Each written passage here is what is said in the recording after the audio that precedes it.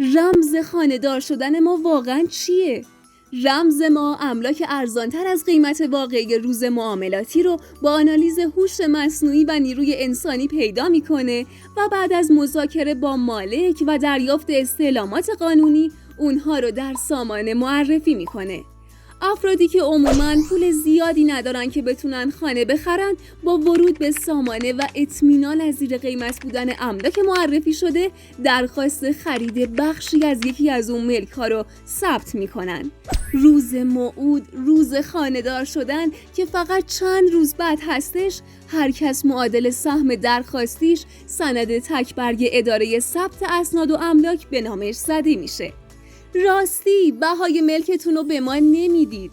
روز موعود با یک چک رمزدار بین بانکی به نام فروشنده در دفتر اسناد رسمی حاضر میشید و در ازای انتقال قطعی سند رسمی اونو به فروشنده تحویل میدید و چند روز بعد سند تک‌برگ توسط سازمان ثبت اسناد رسمی به درب منزلتون ارسال میشه. ضمناً نیازی نیست بابت نگهداری و تعمیرات و اجاره دادن خانه‌ای که مالک بخشی از اون میشید نگران باشید، چون رمز ما براتون تمام این کارها رو انجام میده و ماهانه سهمتون از اجاره بهای خانه خودتون به حسابتون واریز میشه.